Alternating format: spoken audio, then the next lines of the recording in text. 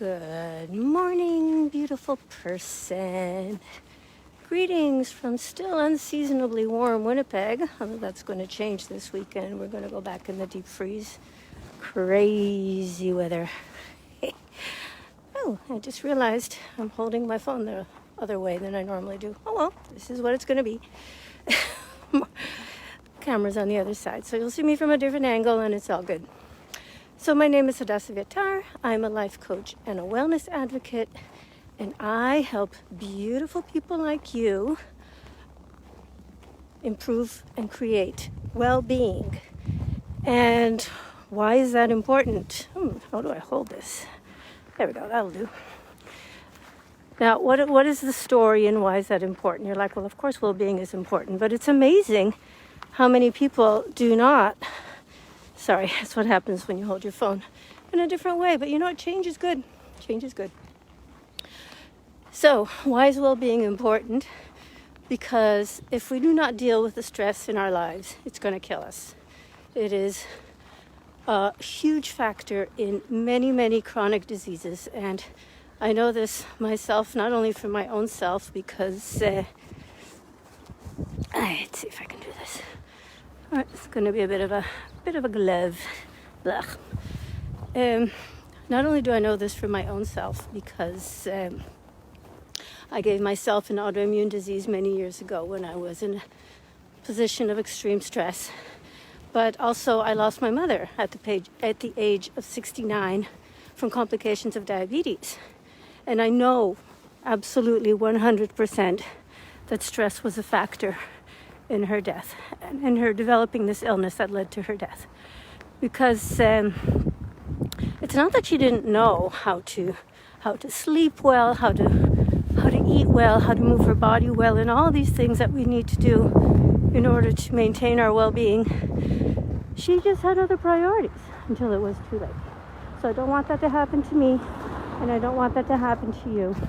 And that's why I'm here pretty much every day, except 7 this year, talking about stress, about nutrition, about exercise, mostly about mindset, because that's what I love.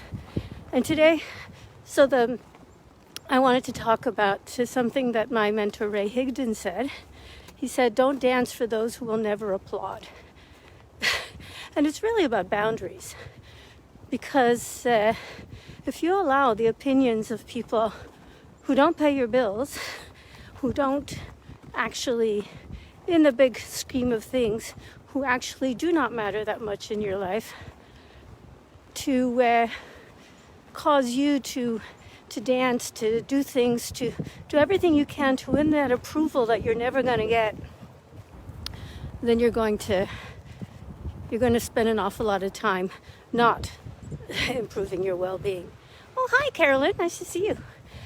Thanks for watching. So it's not just about, and I said don't matter, and you're like, but of course these people matter. These people matter enormously. They're my family. They're my close friends that I've known forever. And their opinion is important to me. But here's the thing.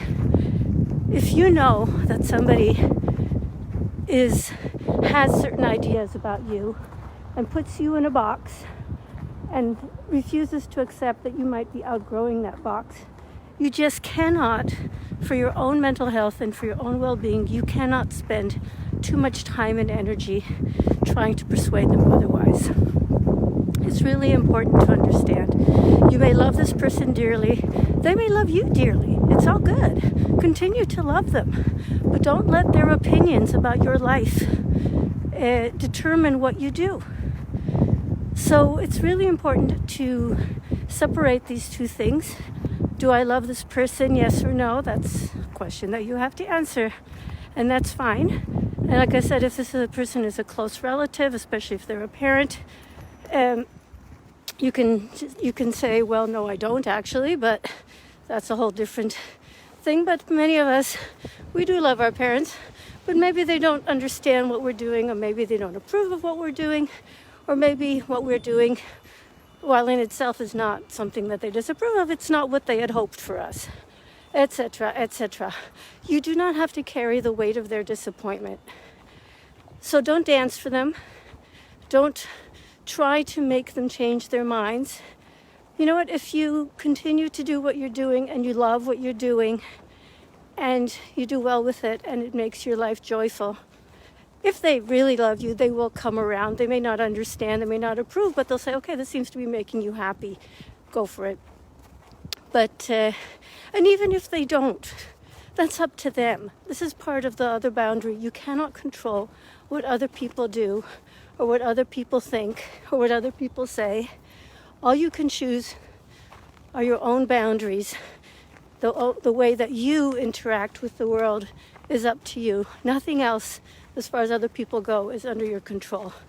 So it's really important that you give some thought to this evocative statement from Ray Higdon. Don't dance for those who will never applaud. Keep your energy for the things that you want to do and the ways in which you're making the world a better place. And I hope if you found this helpful, I hope you will like, share, comment. Thank you for whoever sent the heart. I love that. And do all the things that will help the social media platforms show this to more people. And talking of stress, I made a list of my 10 favorite stress busters. If you would like to have that list, just drop me a message. If not, totally cool. I just had fun putting it together and I thought you might like it. So, you have a great day. Remember, I love you. Oh, hi, Kim. And I'll talk to you again tomorrow. And I'll try not to have my phone upside down. Bye.